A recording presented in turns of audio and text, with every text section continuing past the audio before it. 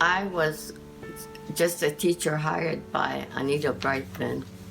And then one day she said, very shortly after I was hired, that the Lutheran Church of Honolulu was no longer interested in sponsoring the school.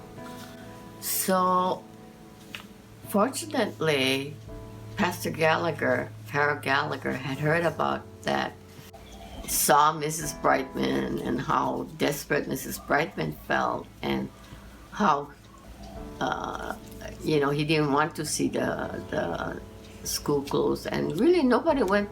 He heard about it, and then he's the one who approached to say, how can I help? And we had a beginning staff, and fortunately some of them are still there, like Mr. Bata, who is now Mrs. Yokomizo, and Steve Kaji came later, but he remained loyal to the school for many, many, many years. And Mrs. Spearing, Mrs. Silsby, of course, she was one of the beginner students. I think that the kind of staff that we had, I think, really held the school together. Pastor Douglas always was there to help. I can never, ever forget how humble he was. And I don't think the school could have even survived also without a pastor like him. Starting a high school at KCS was like starting a middle school back in the mid-90s. Really was a step of faith. Pastor Ron actually cast a vision for it at a staff retreat that we had around 2008. And with the blessing of the Lord and the backing of the board, the elders, we were quite excited to launch the high school in 2012. One of the key motivating factors for me in considering a high school is that we have quite a bit of stability. A lot of our students start in the younger ages, and others join us for middle school. And I just was thinking, if we only had 4 more years of high school, we could really sink the roots deep to prepare our students for going out into the world, so to speak, academically.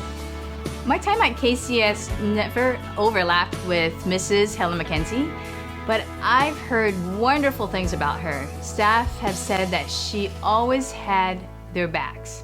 And I think about with the vision from our elder Bill Yamada and the other elders approving that KCS start in middle school, she listened to God's calling to start a middle school. I also admire Mr. Gallagher's vision to start a high school. He always said, even if there was only going to be one student, we were going to start the high school. And we all knew who this poor one student was going to be. It was going to be his own daughter, Mackenzie Gallagher. It was under Mrs. Mackenzie's tenure that the concept of ohana really took hold. And that's something that I've been privileged to have inherited. Ohana means family, which really describes KCS. I know it sounds cliche, but KCS is like an ohana to me. All of your teachers know you by name. You're not just a number to them. This school has been one of the best things that's ever happened to me. I feel like a lot of other bigger schools and also public schools, they don't really care about you as an individual. But here at KCS, the teachers, they always ask like, how are you doing? Or are you struggling with something? And so I feel like KCS really has that sense of they care for the students. And my hope for Kaimuki Christian School or Church for the next 50 years is that we will be a place where we are the salt of the earth, the light in the darkness, the oasis in the desert, and a place where people will find refuge because they know that this is a place where God lives. As I look ahead to the next 50 years, who knows what the future holds. But I would just be eternally grateful and joyful of the track that we've been on this past 50 years, if we keep strong, if we keep true to that path. then I think we're headed in a good direction. Actually, I think basically we really all have to thank the Lord, because I think He's behind all of this.